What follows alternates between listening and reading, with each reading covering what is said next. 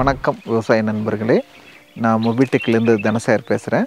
இப்போ நம்ம பார்த்தீங்கன்னா நீலகிரி மாவட்டத்தில் கோத்தகிரி பக்கத்தால் சிக்மா ஆர்கானிக்ங்கிற ஒரு ஆர்கானிக் ஃபார்முக்கு வந்திருக்கிறோம்.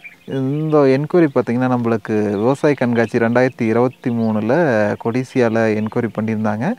என்னுடைய ஃபார்ம் பார்த்திங்கன்னா 100% ஆர்கானிக் பண்ணுறோம். இதில் டீ எஸ்டேட் இருக்குது, அப்புறம் பாலிஹவுஸ் பண்ணிகிட்டு இருக்கிறோம், அப்புறம் ஆர்கானிக் ப்ராடக்ட்ஸு, கேரட்டு, பீட்ரூட்டு, உருளைக்கிழங்கு இது மாதிரிலாம் பண்ணிகிட்ருக்குறோம். எங்களோட தோட்டத்துக்கு ஃபெர்டிகேஷன் ப்ளஸ் இரிகேஷன் ஆட்டோமேஷன் பண்ணி கொடுங்க அப்படின்னு என்கொயரி பண்ணியிருந்தாங்க. மேட்டுப்பாளையத்தில் இருக்கிற நம்மளுடைய டீலர் ரேவதி எலக்ட்ரிக்கல் தனகிருஷ்ணன் அவர் பார்த்திங்கன்னா ஃபீல்டை பார்த்துட்டு எப்படி நம்ம சொட்டு நீர் பாசனம் அமைக்கலாம், பைப் லைன்ஸ் எப்படிங்க கொண்டு போகலாம், எத்தனை வாட்டர் சோர்ஸ் இருக்குது எல்லாமே ஸ்டடி எடுத்தாருங்க. இவரோட வாட்டர் சோர்ஸ் பார்த்திங்கன்னா அவளோட ஃபார்மோட பாட்டத்தில் இருக்குது. அங்கேருந்து ஒரு 120 மீட்டர் எலிவேட் பண்ணி இங்கே நம்ம இரிகேஷன் பிளான் பண்ணிக்கிறோம். இவளோட ரெக்யூர்மெண்ட் பார்த்திங்கன்னா டீ எஸ்டேட்டில் டீ லீஃபில் பார்த்திங்கன்னா பனித்துளி படந்துருது.